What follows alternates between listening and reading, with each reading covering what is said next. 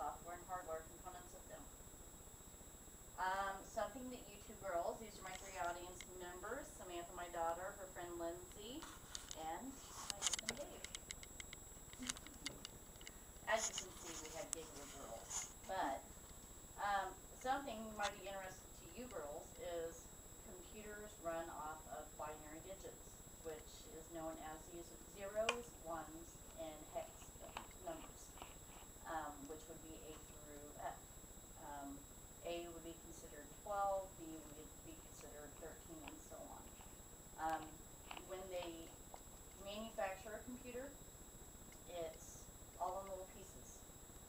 You have the motherboard, you have the hard drive, you have the software, which is put in after everything is put into a tower. Then it goes to the programmers, which the binary digits go in, they get programmed into the computer. So where a lot of people think that a computer, tells us what to do, we tell it what to do. And that's what programmers' jobs are. A payroll program for McDonald's. There is a person that goes in there and they actually program that computer and tell that computer to output, say this person worked 40 hours a week, this person worked 35 hours a week times 7.25 for the minimum wage, and it outputs the taxes and whatnot. And even though the computer's doing that, it's somebody that told the computer to do that, and that's how it operates. Something I had to learn a little bit more this week about computers for my brother-in-law, Paul Fleetwood, was the hardware of the computer. My main thing for computers for the last 10 years has been the software. And so I was really kind of curious about how the hard drive goes in and the motherboard goes in. And so he taught me this week how the motherboard goes in. And what it is about a disk that's about this thin and this wide and about like that in length. And it's placed at the bottom of the tower. It's simply screwed in with 4 Phillips screws. And then the hard drive has a lengthy clip about this long. And it runs from the top to the bottom, from the motherboard. It plugs into the motherboard. And then the other end plugs into the hard drive. And all the information, when you girls get on your MySpace pages, that runs from the motherboard to the hard drive in exactly 1.2 seconds. Pretty fast. Yeah, it is. And it's really neat. I mean, and like if you open it up a Microsoft Office document, it can do it within 0.5 seconds. So I was really interested in trying to find out how the hardware worked in those.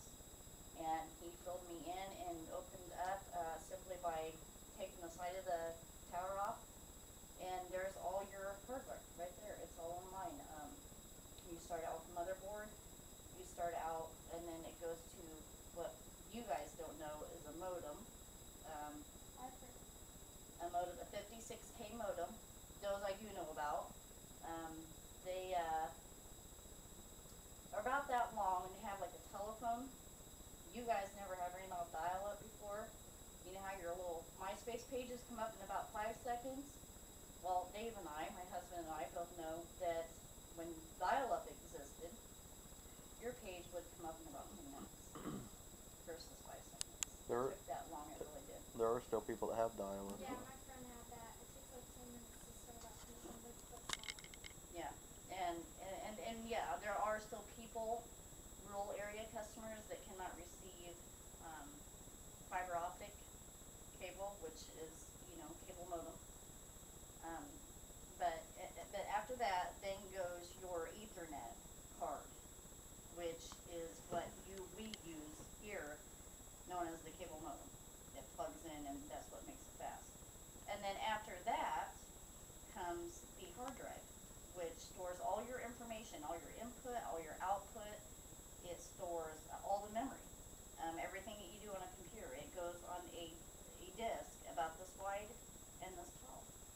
And in a lot of them, it's even smaller than that. Computers back in the 70s used to be this wide and this tall. That was a hard drive. This whole room would be full of computers to run maybe 5 computers. Today, you know what our PCs look like. Laptops are very small. So, I mean, over the year, it's expanded. So, I thank you girls for listening to my speech, and thank you, and have a great night. You too, thank you.